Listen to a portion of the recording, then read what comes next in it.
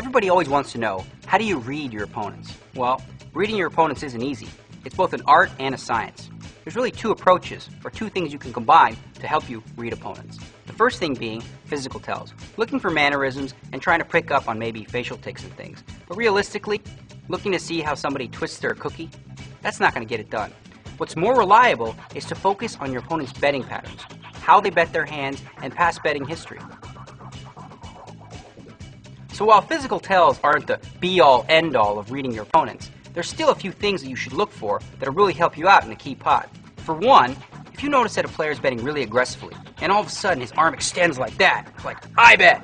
Well, chances are, this guy's trying to scare you. He might be bluffing.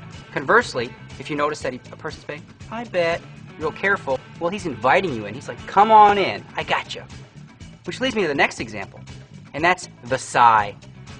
If you notice a guy go like this when he sees an ace on the flop and says, chances are, that's some bad acting right there. He loves that board, and he's just trying to fake a tell. Which brings me to the last thing.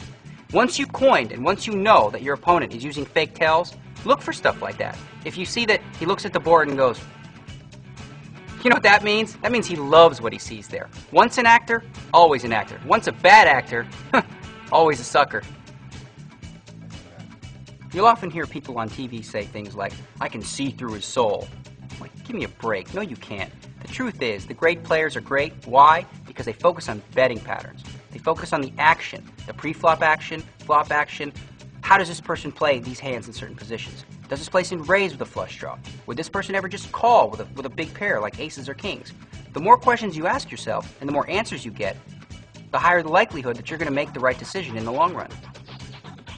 So again, to improve your hand reading skills, you need to combine both the art and the science. Both the physical mannerisms as well as your opponent's betting patterns. You really just got to pay attention. Watch your opponents. The more information you have, the better decisions you'll be able to make in those big, crucial pots.